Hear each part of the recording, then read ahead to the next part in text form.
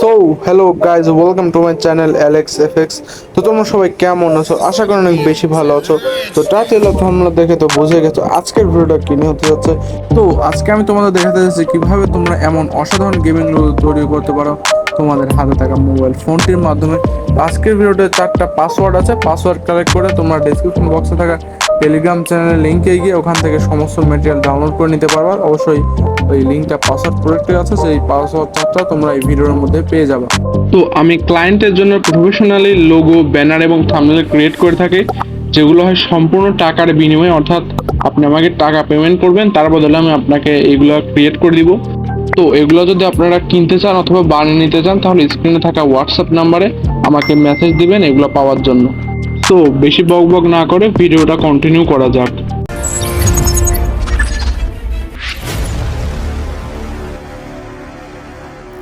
তো সবার প্রথমে তোমরা আমার চ্যানেলটাকে সাবস্ক্রাইব করে বেল নোটিফিকেশন অন করে দাও, যাতে এরকম ভিডিও বানানোর জন্য আমি আর অনুপ্রেরণা পাই। তোমরা সাবস্ক্রাইব না করলে অনুপ্রেরণা আমি পাই না, তাই ভিডিও মেক করে আপলোড দিতে অনেক বেশি টাইম লেগে যায়।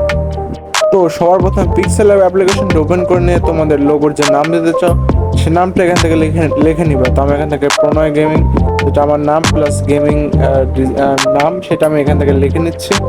আর এরকম লিখে নেওয়ার পর যে ফন্টটা আছে সে ফন্টটার নেম তোমরা প্যাকের মধ্যে পেয়ে যাবা। ফন্টের নেম দিচ্ছি, অবশ্যই পাসওয়ার্ড প্রোটেক্টেড প্যাকটা আছে, ফন্টের নেম দিচ্ছি শুধু। তো তারপর তোমার টেক্সটটা ব্যাকগ্রাউন্ডটা ট্রান্সপারেন্ট করে উপরে প্লাস অপশন নিচে সাইডে এখান থেকে অফ করে একদম আলট্রাতে সেভ করে নিবা, যেটা তোমরা পিক্সেল অ্যাপ যারা ইউজ করো তা একদম সহজে বুঝতে পারবে। তারপরে পিএসসিসি অ্যাপ্লিকেশনটা ওপেন করে নেবা, ব্ল্যাঙ্ক ডকুমেন্টে গিয়ে 1500x1500 একটা ব্ল্যাঙ্ক ডকুমেন্ট সিলেক্ট করে নিবা। তারপরে তোমাদের প্যাকে থাকা যে লোগোর ব্যাকগ্রাউন্ড আছে সেই ব্যাকগ্রাউন্ডটা এখান থেকে তোমরা অ্যাড করে নিবা।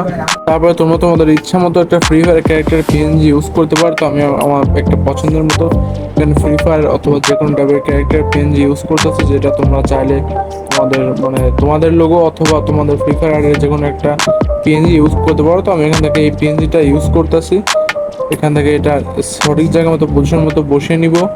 তারপরে পিক্সেল অ্যাপ থেকে যে টেক্সটটা তৈরি করেছিল সেই টেক্সটটা এখান থেকে অ্যাড করে নিবা, মানে পিক্সেল অ্যাপ ওই টেক্সটটা অ্যাড করে নিবা। পিছনে আমি একটা কালো ব্যাকগ্রাউন্ড তৈরি করে নিচ্ছি যাতে টেক্সটটা বানাতে কোনো অসুবিধা না হয়। তারপর দুইটা টেক্সটটাকে আলাদা লেয়ারে করে নিব, মানে দুটো টেক্সটটাকে একদম আলাদা লেয়ারে করে নিব। এবার প্রথম টেক্সটটাকে সিলেক্ট পিক্সেল করে গ্রেডিয়েন্টে যাবো, যে গ্রেডিয়েন্টটা তোমরা আর ওই প্যাকের মধ্যে পেয়ে যাওয়া গ্রেডিয়েন্টের প্লেট। তো ওখান থেকে তোমরা গ্রেডিয়েন্ট প্লেটটা নিয়ে নিবা, গ্রেডিয়েন্ট প্লেট প্যাকের মধ্যে দেওয়া আছে। তো আমি যেভাবে এই উপরে যে কি বলে দুইটা ডট দেখতে পাচ্ছ সাদা ডট, ওই সাদা ডট দুটো যেভাবে সেট করি তোমরা সেম একইভাবে সাদা ডট দুটো সেট করে নিবা।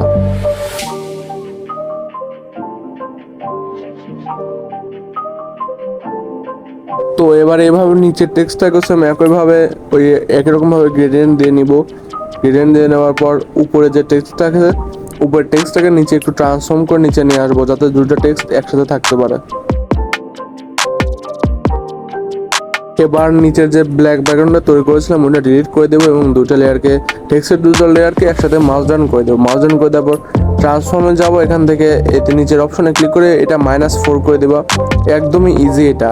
তারপরে তোমরা ট্রান্সফর্মে যাওয়ার পর টেক্সটটা তোমাদের একদম সঠিক জায়গার মতো, মানে তোমার ফ্রি ফায়ার ক্যারেক্টার একদম পজিশন মতো যেখানে তুমি টেক্সটটা বসাতে চাও আমার মতো করে তোমরা চাইলে বসাতে পারো, ওখানে একদম পজিশন মতো বসিয়ে নিবা। তো এবার যে টেক্সটটা আছে টেক্সটটাকে সিলেক্ট পিক্সেল করবা, সিলেক্ট পিক্সেল করার পর একটা এমটি লেয়ার নিয়ে নিবা। তারপরে ফিলান স্ট্রোকে গিয়ে এখান থেকে ফিলান স্ট্রোকে স্ট্রোক দিয়ে দিবা আর উইথ একটু বাড়িয়ে দেবো। আমি এখান থেকে উইথ একটু বাড়িয়ে দিচ্ছি যাতে মোটা একটা সিলেকশন তৈরি হতে পারে। তারপরে এই টেক্সটের যে কালো কালার ব্যাকগ্রাউন্ড আছে ওটা পিছনে নিয়ে আসবার পর এই পলিগন সিলেকশন টুল অন করবা এবং এখান থেকে পয়েন্টার অন করে নেবা। পয়েন্টার অন করে নেওয়ার পর চারপাশে যে তোমার এগুলো যে গোল দেখতে পাচ্ছ, যে মানে স্ট্রোক দেওয়ার ফলে এগুলো গোল হয়ে গেছে, তো এগুলো তোমরা সমান করে একদম মানে সঠিক পজিশন মতো দিয়ে নিবা, যেটা এরকম করে দেওয়ার পর একদম শেষ পর্যন্ত আসার পর আমি আবার দেখিয়ে দিচ্ছি।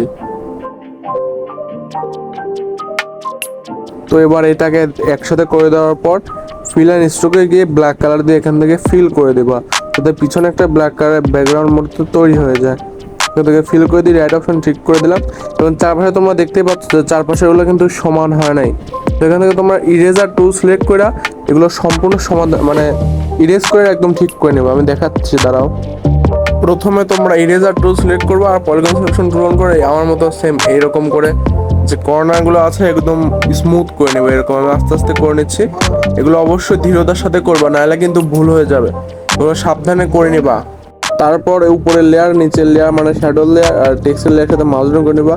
এটাই খুবই কঠিন, এর চারপাশে ব্যাকগ্রাউন্ড রিমুভ করাটা পলিগন সিলেকশন টুল দিয়ে, ওটাই একটু কঠিন। তারপর হচ্ছে তোমরা এটা ট্রান্সফর্ম করে একদম টেক্সটের মানে বুক বরাবর ঠিক মতো বসিয়ে দিবা। তারপর টেক্সটের লেয়ার আর কালো শ্যাডো লেয়ার একসাথে মার্জ ডাউন করে নেবা। মার্জ ডাউন করে নেওয়ার পর তোমাদের এখানে সবথেকে কঠিন কাজ হলো ওই টেক্সটের চারপাশে মানে ফেড দেওয়ার পর চারপাশে যেগুলো শার্প হয় না ওগুলা ইরেজার টুল দিয়ে শার্প করা, এটাই একটু কঠিন।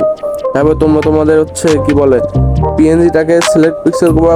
তারপর হচ্ছে ব্ল্যাক কালার দিয়ে স্ট্রোক দিয়ে দেবা। ব্ল্যাক কালারে স্ট্রোক দেওয়ার পর তোমরা সেখানে দিয়ে দেবা একটা সবুজ কালারের স্ট্রোক দিয়ে দেওয়ার পর পিছনে ব্যাকগ্রাউন্ডের সাথে তোমাদের গেমিং এর ব্যাকগ্রাউন্ডের একদম গ্রেডিয়েন্টে একটা অস্থির একটা ম্যাচিং হয়ে যাবে। তো এরপর আমি টেক্সটের সঠিক জায়গার মধ্যে ট্রান্সফর্ম করে নিলাম এবং নিচের যে দুইটা লেয়ারে টেক্সটের লেয়ার আর পিএনজি লেয়ারকে একসাথে মার্জ ডাউন করে ড্রপ শটতে যাব। অ্যাঙ্গেল 40, ব্লার 0 আর রেডিয়েন্স কি বলে ডিস্টেন্স এখান থেকে 18, 19 মতো যতদূর পর্যন্ত পছন্দ 24 করে নিয়েছি। আর ইন্টেন্সিটি এখান থেকে 30% করে দিচ্ছি। তোমরা দেখতে পাচ্ছ টেক্সটটা কিন্তু অস্থির হয়েছে। তারপর টেক্সটের যে আর একটা ডুপ্লিকেট লেয়ার করে বড় করে নিব। বড় করে নেওয়ার পর এটা টেক্সটের মানে কি বলে লোগোর পিছনে নিয়ে যাব। লোগোর পিছনে নিয়ে যাওয়ার আগে এখান থেকে সরিয়ে আমরা ট্রান্সফর্ম করে লোগোর পিছনে নিয়ে যাব। এখান থেকে তোমাদের যেটা পছন্দ সেই সিস্টেমে রাখতে পারো। আমি এখান থেকে নর্মালি রাখবো। নর্মাল রাখবার পর উপর ইন্টেন্সিটি এখান থেকে কমিয়ে দেবো। ইন্টেন্সিটি কমিয়ে দিলেই তারপরে তখন আর সমস্যা হবে না, তখন ভালো দেখা যাবে। তো এটা ছিল আজকের এই ভিডিও। তো যারা চ্যানেল নতুন হচ্ছে অবশ্যই আমার চ্যানেলটাকে সাবস্ক্রাইব করে বেল নোটিফিকেশন অন করে দিও এবং তোমাদের বন্ধুদের সাথে ভিডিওটা শেয়ার করো। তো বেশি বকবক না করে ভিডিওটা শেষ করা যাক।